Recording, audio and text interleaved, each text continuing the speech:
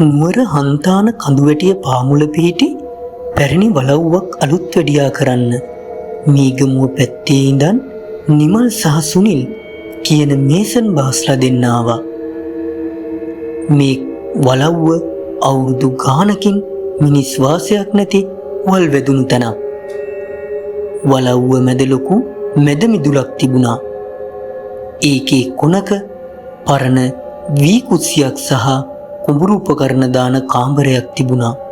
වැඩ පටන් ගත්ත දෙවන දවසේ අර පරණ වී කුස්සිය අස් කරද්දී නිමල්ට හම්බුණා දූවිලි වලින් වැහුණු ලීයෙන් කැටයම් කරපු ගරා යක්ෂ වෙස්මුහුණක්. ඒක හරිම අමුතු වෙස්මුහුණක්. ඒ වෙස්මුහුණේ ඇස් දෙක සාමාන්‍ය වෙස්මුහුණකට වඩා ලොකුයි. කටින් එළියට ආපු දල දෙක රතු පාටින් තියෙනවා වගේ නිමල්ට පෙනුණා. මේ බාසුන් නැහැ. මේ බලනවකෝ මේ වෙස්මුහුණ. දකිද්දි බයත් හිතෙනවා. මේක අපි විසි කරමුද? සුනිල් ඇසුවා.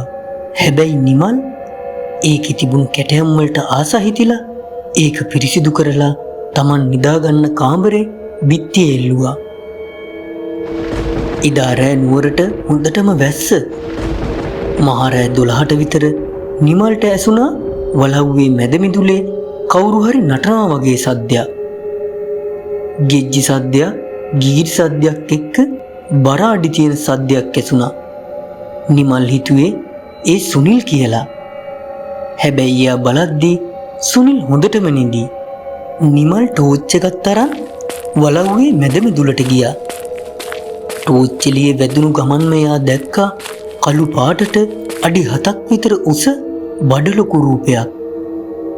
ඒ රූපේ මූණේ තිබුණේ අර බිත්තියේ එල්ලපු වෙස්මුහුණමයි. හැබැයි ඒක ලී නෙවෙයි.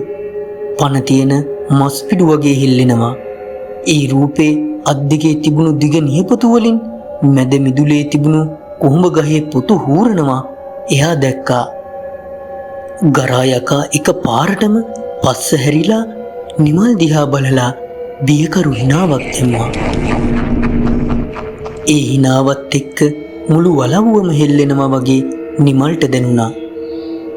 නිමල් බයටම සිහිය නැති වෙලා වැටුණා. පහුවදා උදේ සුනිල් බලද්දී නිමල් මැද මිදුලේ වැටිලා ඉන්නවා. නිමල්ගේ ඇඟ පුරාම අලු පාටට දූවිලි තැවරිලා තිබුණා. නිමල්ට සිහිය ආවට පස්සේ එයාට කතා කරන්න බැරි වුණා.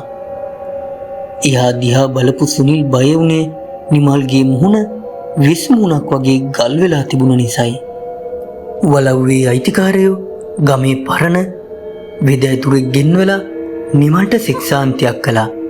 වෙදෑදුර කිව්වා මේක මේ වලව්ව ආරක්ෂා කරන කීලගරා යකාගේ බැල්ම. ඒ වෙස්මුහුණ අයිති පරණ පරම්පරාවේ ඇදුරෙකුට. ඒක අල්ලන්න හොඳ නෑ කියලා. අවසානයේදී ඒ වෙස්මුහුණ ගමේ පරණම පන්සලකට පූජා කළා. නිමල්ට සනීප වුණත් එයා කියන්නේ එදා රෑ ගරා යකා එයාගේ කනට කරලා මට දුල දීපන් කියලා මුමුණපු සද්දේ අදටත් ඇහෙනවා කියලා.